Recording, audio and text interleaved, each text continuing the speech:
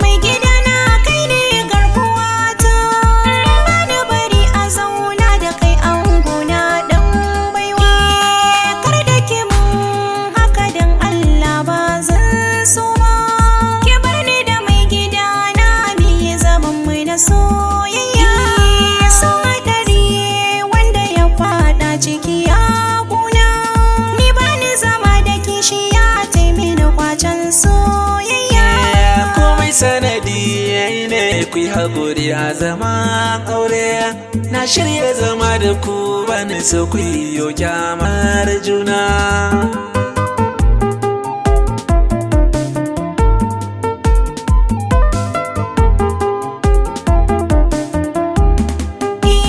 Na zaɓi zama da kai mai gidana ko zan sha rana.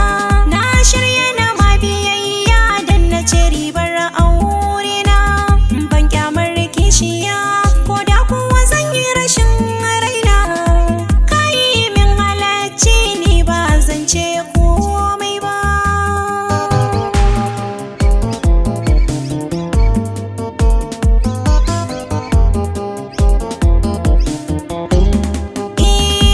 Na taso cikin gidanmu ban iske wata kishiya ba. Dangina da 'yan uwa auren nan ba su karo ba. Ka zaɓi guda ko ni ko ita dan ba zan zauna ba. Amma na san idan ka zaɓan za ka ga soyayya.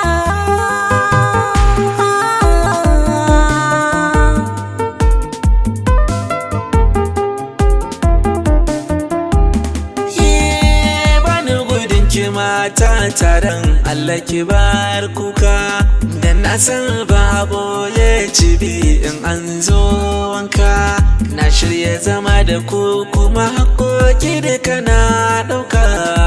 Na yi nufin rike ku da adalci ku yi duba.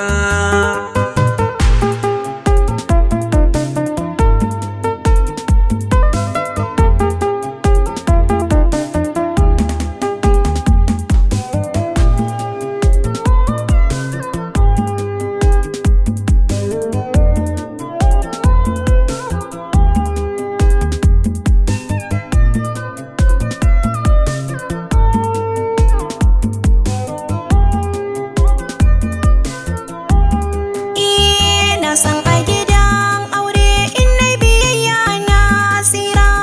Ko da wahalar na shaguna za ta zamo gara. Amma ka yi mun riƙon amana kar na yi kankara. Ba zan yi hani da abin da Allah ya yi umarni ba.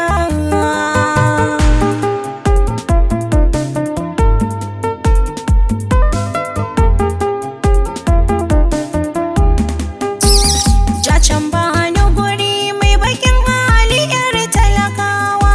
Bani san zama da ke mai gida na ke zana yi kwacewa. Zo dawo dab da ni rayuwa ta kai alkintawa. Duk wanda ya ja da ni akan ka to ba za ya ki kuka ba. Farin masoyi.